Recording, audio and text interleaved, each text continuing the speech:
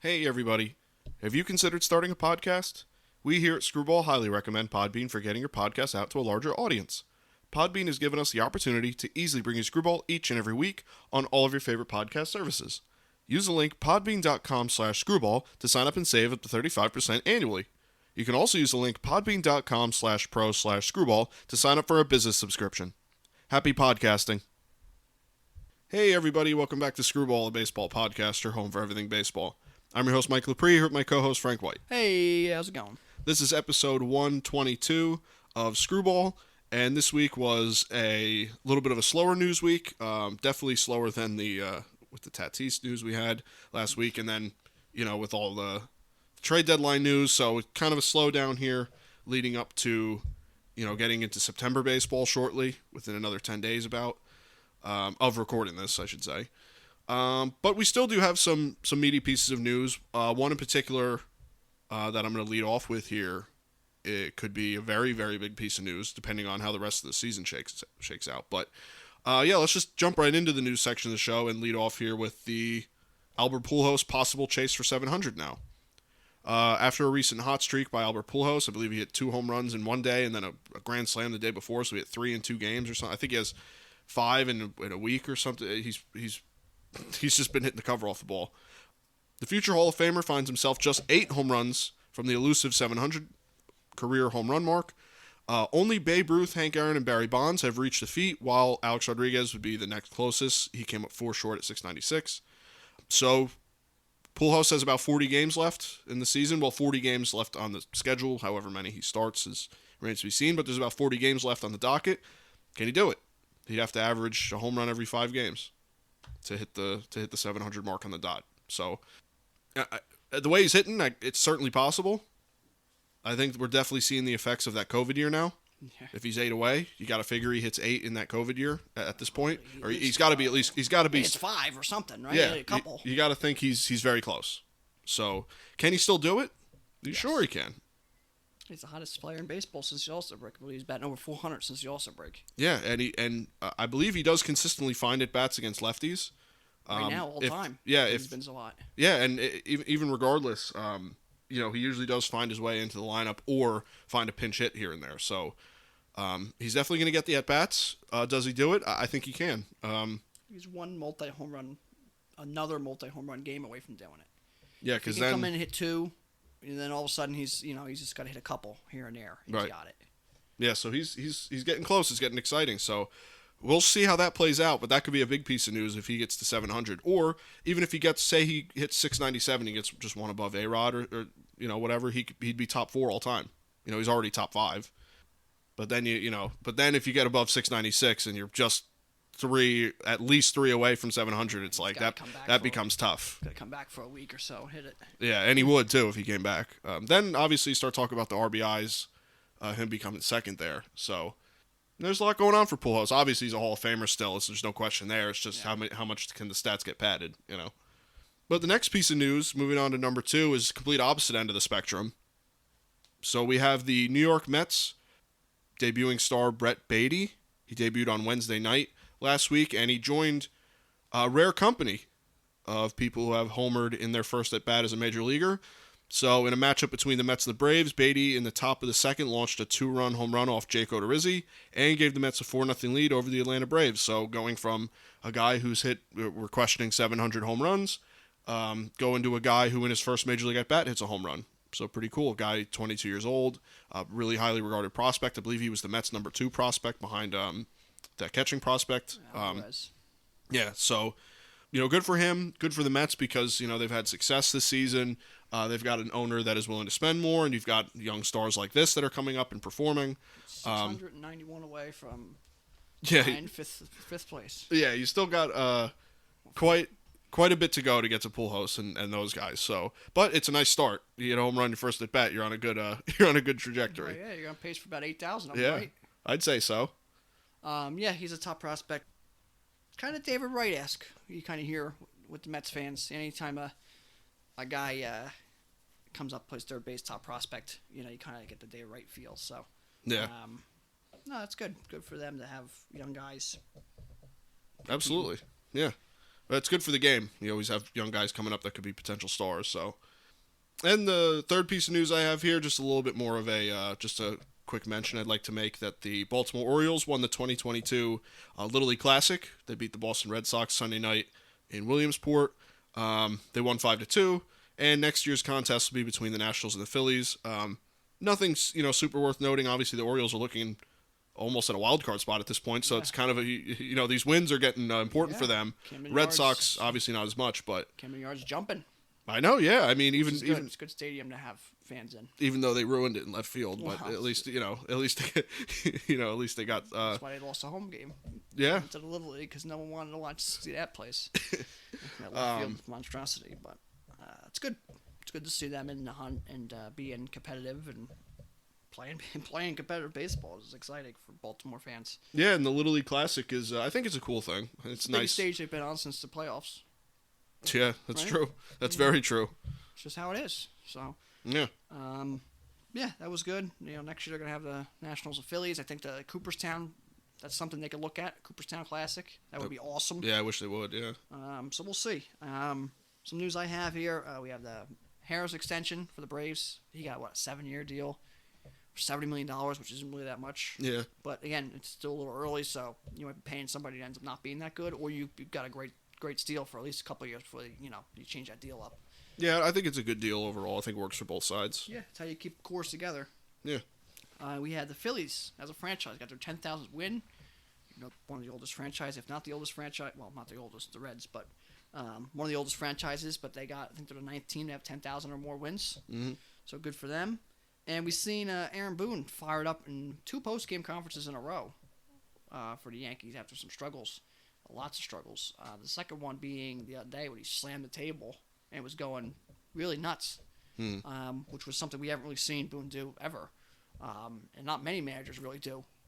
Yeah. Post-game conference kind of call their team out there quite that harsh like he did 2 games in a row, especially the one when he slammed the table. So that's something which is good. It's good. I think it's well-deserved. But something to note, it's always, managers, there's always something to do to try getting a team going. And that was one that could do it. And then a series like this, I know they took Toronto after taking losing 3 in a row. They take that game, and then you get the Mets coming into town. It's, easy time to turn around. You get a couple wins against teams like that, and then you just feel better. Yeah, against absolutely. bad teams, you got to win a bunch of them to kind of feel better. Against good teams, you win a couple. You get the walk-off grand slam. Then you get a couple losses. You get mad. You slam and stuff. You win yesterday. They're up today already. You beat the Mets 2 or 3 or so against some of them good pitchers. Mm-hmm. All of a sudden, the whole thing turns just a couple wins. Then you do play days, some bad teams. All of a sudden, you can win a couple of games there, and then you're flying high again. Right. So absolutely something to look at. And then topic of the day. There's not much currently in the game I could think of our topic, but I did see the idea of challenging strikes and balls have been done in the minors. Awful idea. I don't like strike zone, the electronic one. And if the umpire is back there calling strikes and balls, you can challenge them. Maybe 2. I don't know what the rules, probably 2 or something like that. Still terrible idea. Just let the game be. You're gonna have human error in it. I don't know what's the problem. It's like trying to perfect the pass interference in football. Right. It's a rule. It's a stat. Is a thing you just can't perfect. It's not a yes or no answer. Like, did the ball beat him to first base? Yes or no? It's not that answer. It's over the plate. I get it, but it's so hard. That guy's throwing 100 miles per hour, and you see these guys with these stats. Some of them are kind of a little weird, and some of them off, it feels like. But some of them, the ball's moving like 30 inches. I know, yeah. Going 100 miles per hour, and with a catcher there, with a mask on, so you got your vision. The batter, I don't know, you got millions of fans. I don't know, it's all small things. And then you're going to try to tell me he's got to get 18 inches over the plate. And tries looking at his knees and the height of it, right, between there. Jesus Christ. I think they do just a damn other than Angel Hernandez, they do a pretty damn good job. You see these stats are like, 98% accurate.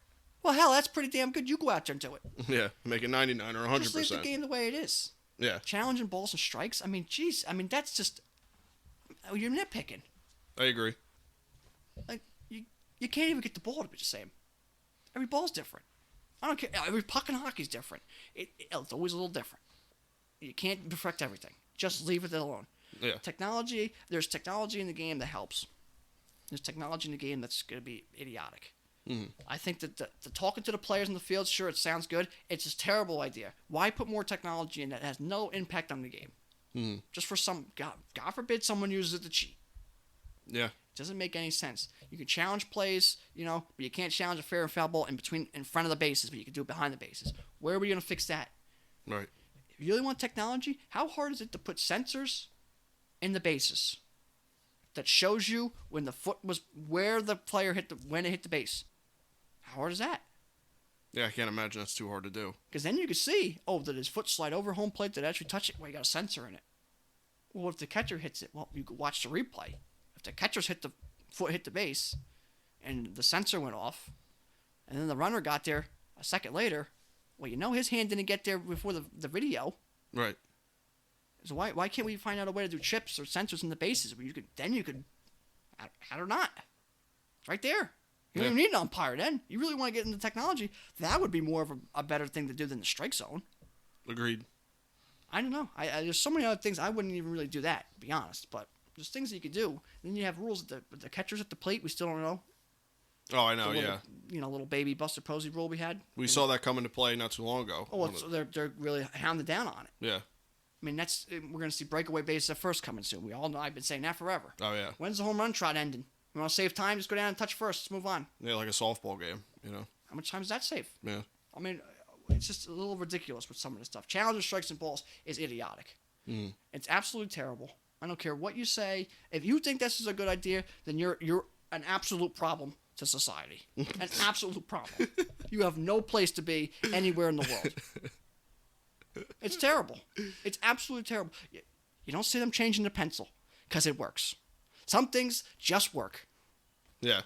Right? It just works. Just leave it alone. Yeah. A wallet's a wallet. Doesn't change much. That's because it's just perfect. Yeah. That's just how it needs to be. There's nothing different to it. Baseball, just leave it the fuck alone. Yeah. We've talked over, this is 122 episodes now. We've talked a lot about all the technology potentially coming in and Rob Manfred messing too much with the game and what we think of it. I would say we're definitely more old school than a lot of fans. I think a lot of, especially the younger fans, like some of the more technological aspects of the game. Some. Yeah, I like some. I think, well, first of all, when they added replay, I thought that was great. They still need to be better at it, but the fact that it's there is much better.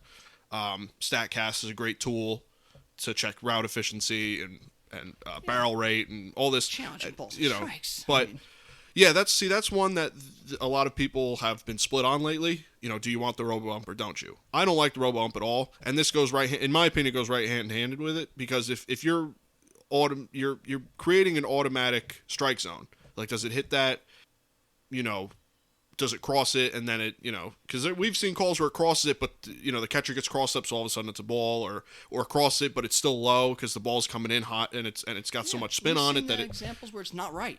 Strike zone's just not right either. Yeah.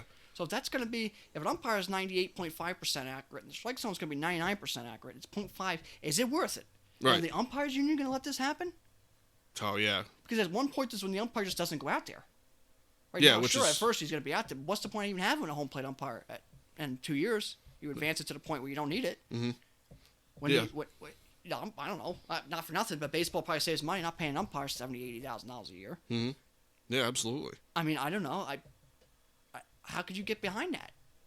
And then our government and every government gets corrupted and people break into it, right? Mm-hmm. And hack into it. You're telling me the MLB is going to be able to find a lockdown way where no one's hacking into that? Our government gets hacked into. Yeah, you think the MLB is not going to get hacked into? Yeah, find out some way to screw ball. Every pitch is a ball. And then the other teams, every pitch is a strike. Right. Seems pretty easy to do. Yeah. They'll figure out some way to screw it up, somehow. I'm not, it's not hard. Everything gets hacked into. Mm-hmm. Big companies. You think the MLB is not going to get hacked into? I'm not saying it's going to happen all the time, but all it takes is one team to hack into it and a couple different strike changes, and the whole season's different. Right.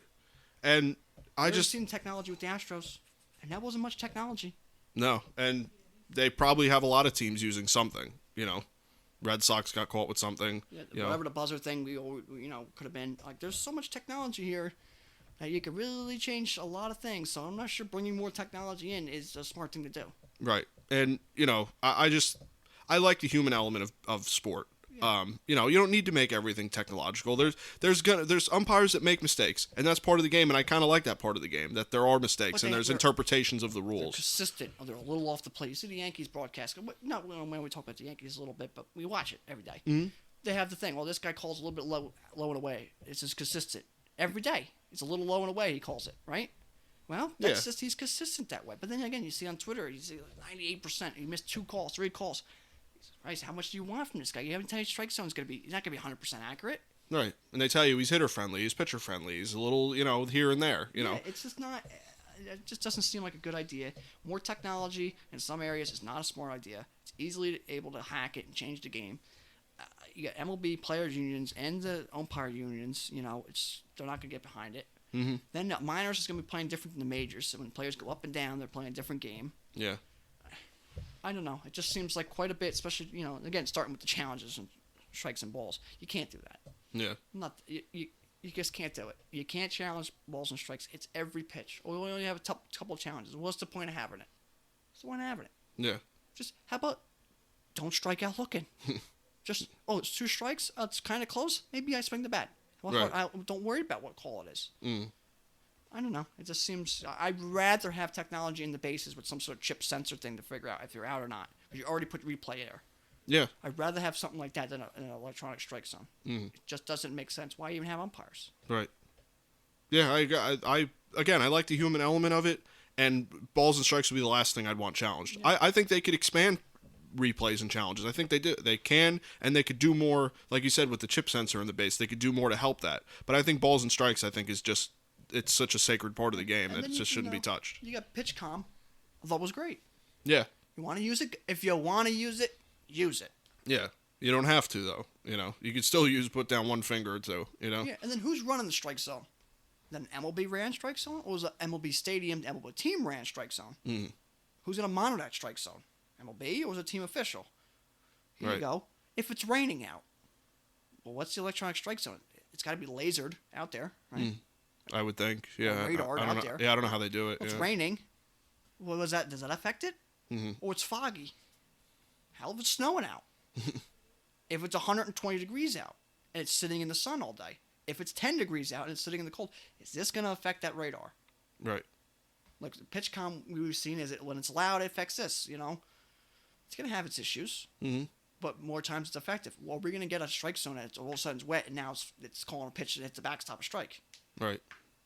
I can guarantee if they implement a robo-ump and adding challenges to strikes and balls, there's going to be a lot of hiccups on the way. And more time to the game. There's no way you're not going to add more time to the game that you're trying to take away. Right. They're trying to take away. And no one understands the strike zone. I've seen some of the rules the other day they're trying to put in it.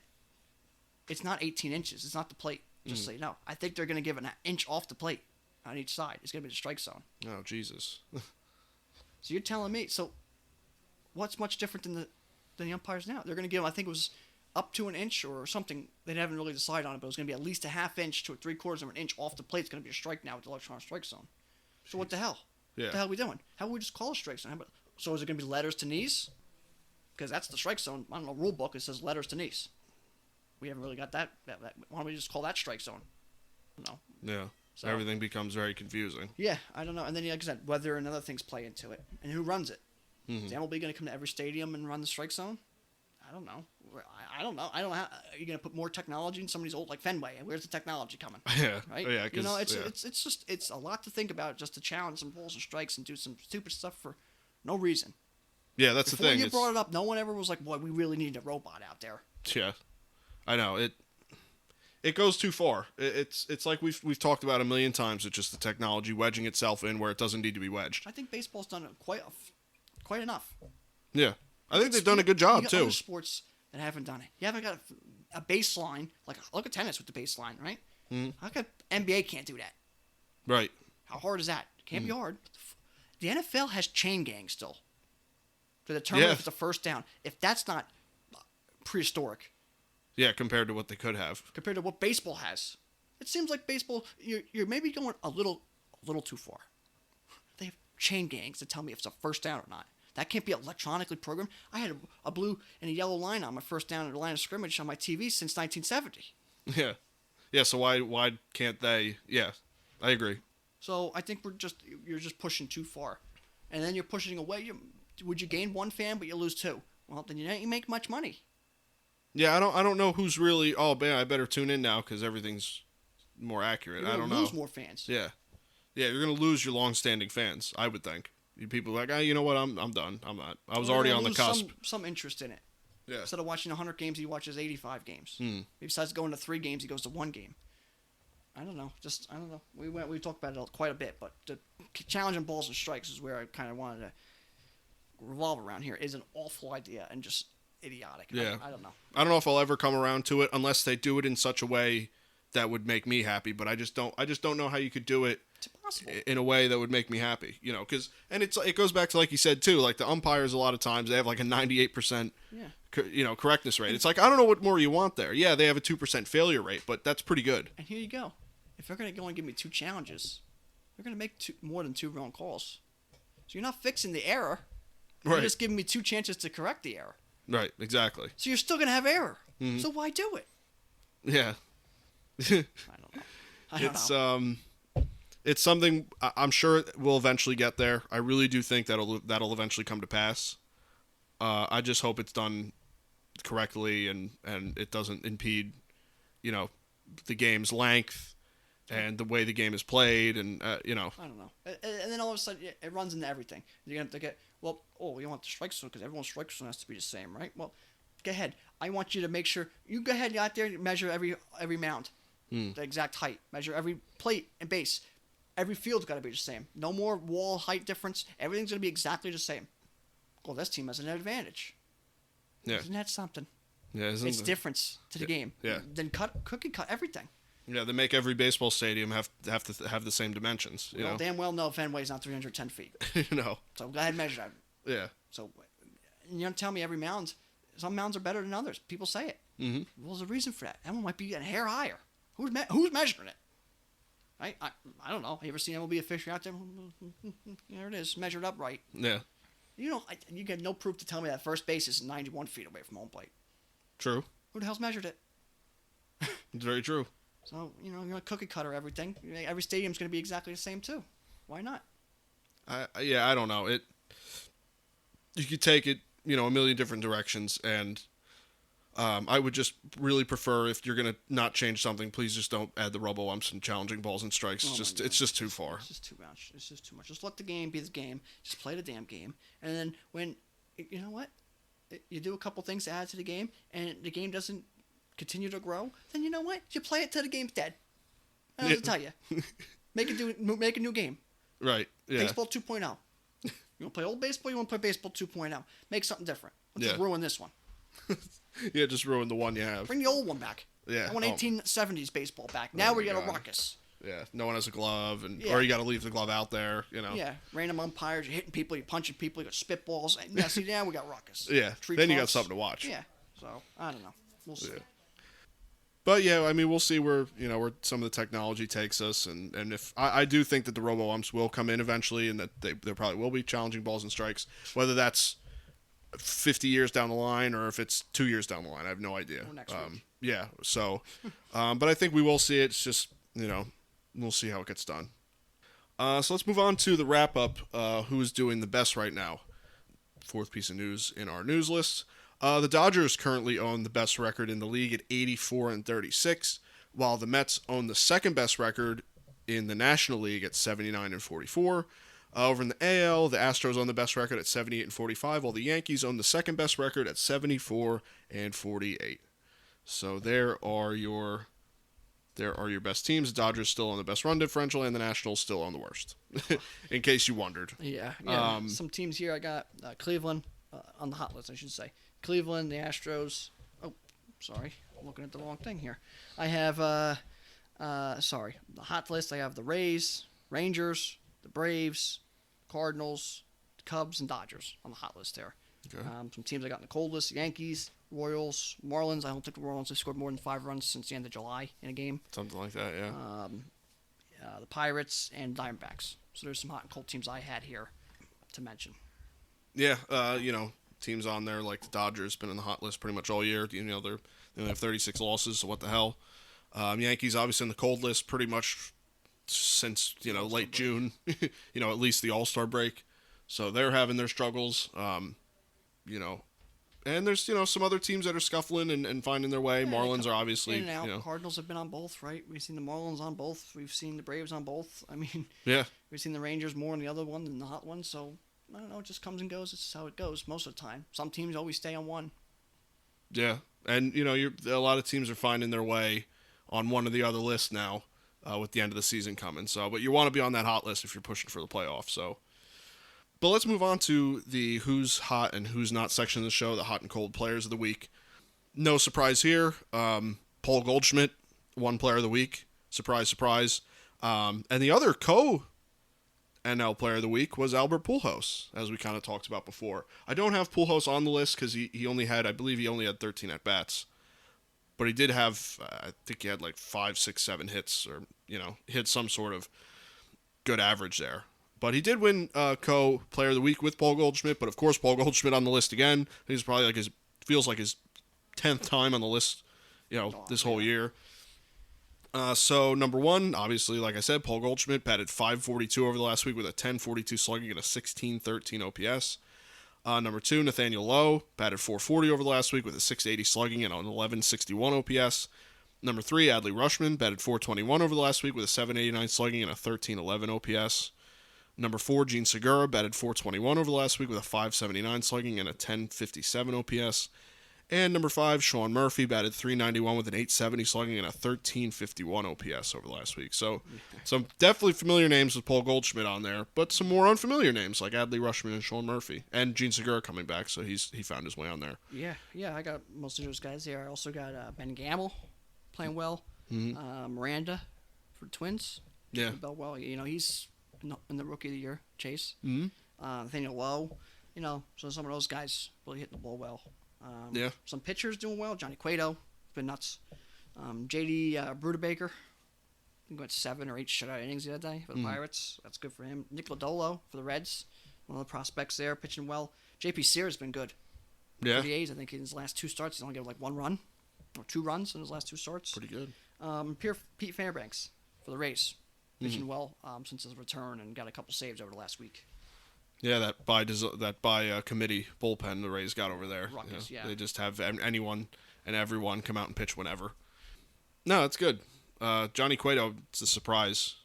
Quite the surprise he's been. I think he won AL Player of the Week. He's had like a .5 ERA or something over his last 2 starts or something ridiculous. So, but let's move on to the cold players of the week, the cold hitters I have. Number one, I have Mike Yastrzemski, batted .050 over last week with an .050 slugging and a .186 OPS. Number two, right behind him in the same team, Brandon Belt, batted .056 over the last week with a .111 slugging and a .216 OPS. Number three, Luis Urias for the Brewers, batted 0 over the last week with a 0 slugging and a .227 OPS. Number four, Jared Walsh, batted .059 over the last week with a .235 slugging and a .346 OPS.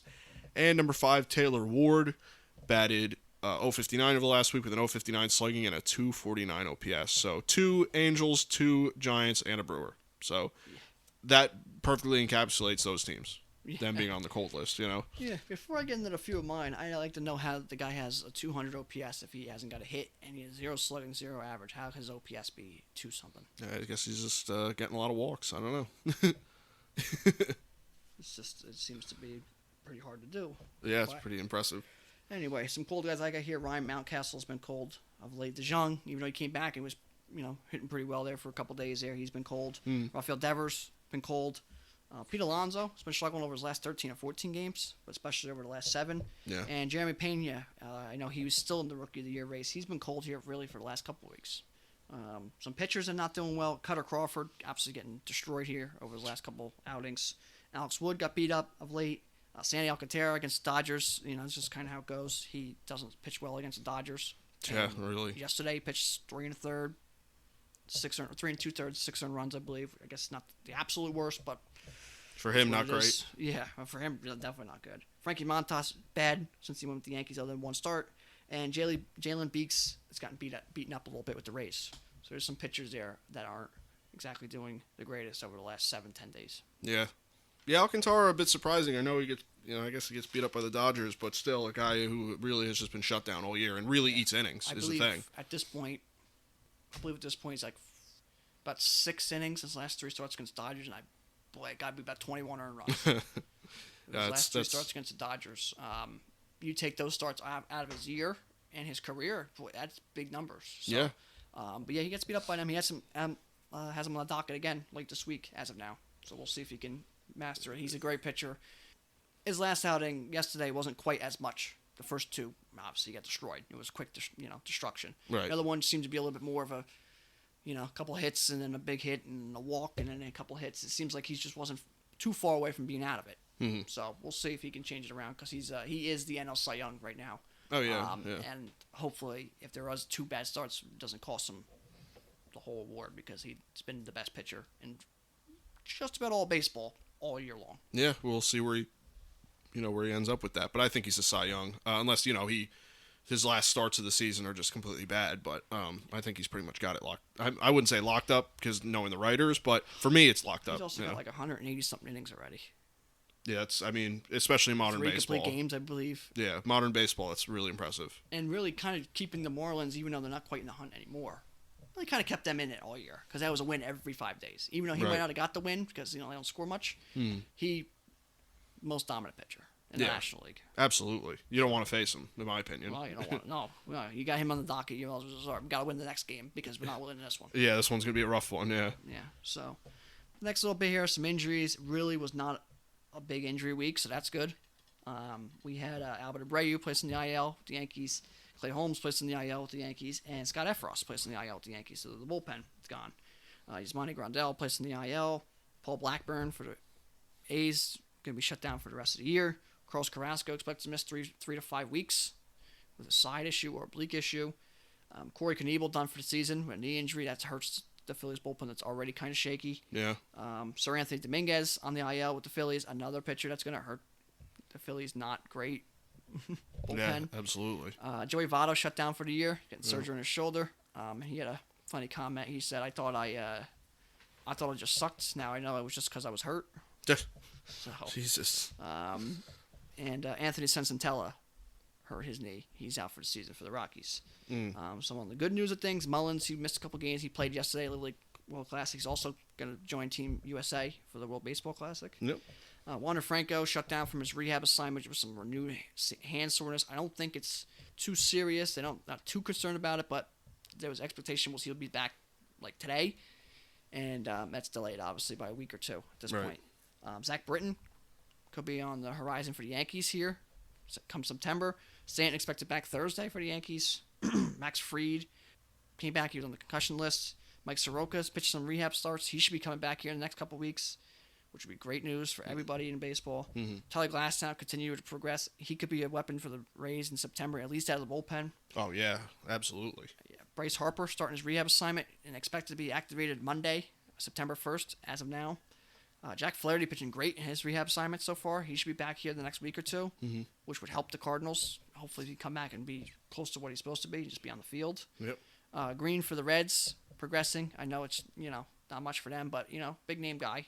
Sure. Big prospect. Blake Trinan should be activated for the Dodgers soon. Kershaw expected to be back soon without rehab assignment, which is pretty weird. And Chris Bryant, still really no timetable for him to be back for the Rockies. Kind of a lost year at this point for him. Yeah. So there's the injury news. Definitely more on the getting healthier side than the hurt side. And there's only like 9 names on the hurt side compared to 15, 16 on the good side. Yeah. Yep. Other than that, last thing I got here is our trivia question. And it's a good one. Which team, post-1900, has the highest win percentage in a single season? Not the most wins, the highest win percentage. Post-1900 in a single season in MLB. The answer is the 1906 Cubs were 116-36 with a 763 win percentage. They hold the record, which is pretty impressive because they have 116 wins like the Mariners did. No one really talks about them, but they have the highest win percentage, 763. This is pretty incredible. Pretty good.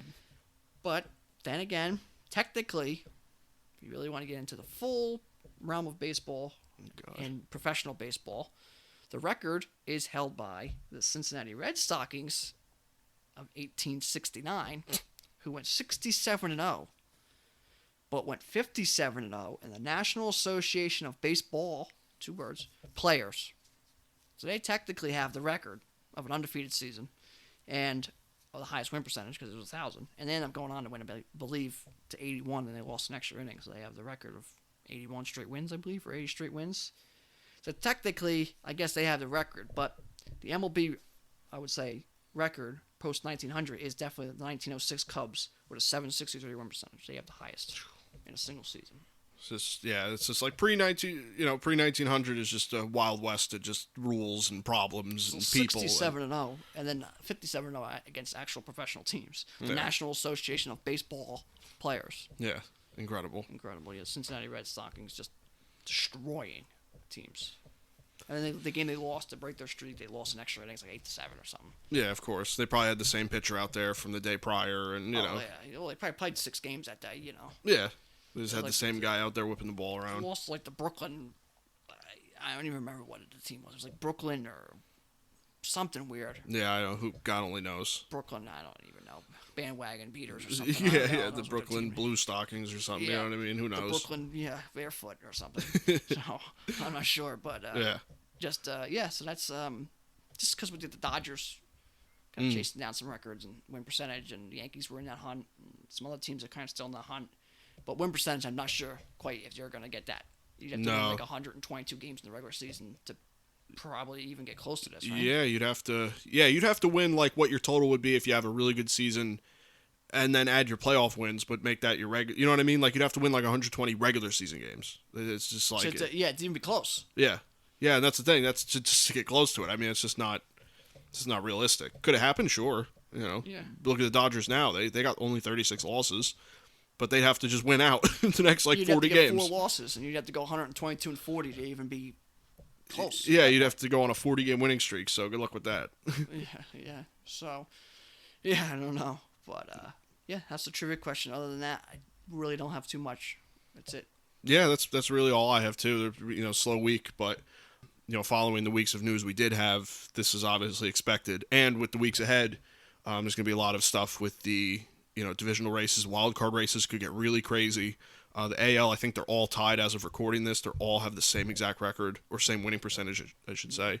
The Orioles, I believe, 2 games out of it. Yeah, with the Orioles, and the Orioles, I think, would be leading the AL Central if they were in that division, which is incredible. Running away with it. So I'm probably going to have to get a tattoo.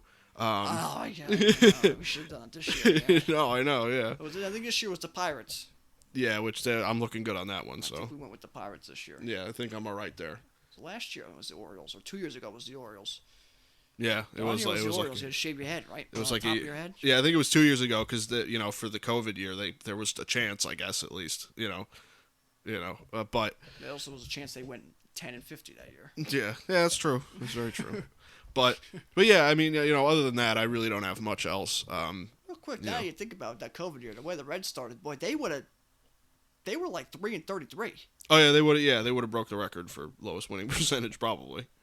Through 60 games, they might have been like 15-45. Oh, it would have been rough. It would have been a rough go of it. If that. Yeah. They would have been. Would have not. Yeah. Or the Diamondbacks last year. That run they were on, 60 games. Boy, my God. They were like 8-49. Yeah, something like that, like through May. Oh, Jesus! Now I think about it. Yeah. But, yeah. So anyway. You throw those teams out there. Holy crap. I don't know why I just thought of that, but anyway, you can continue. Yeah, I mean that's pretty much all I got. There's not much else that I really have to bring up. So if you want to wrap this one up, unless you got anything else, you can wrap her up. That's it.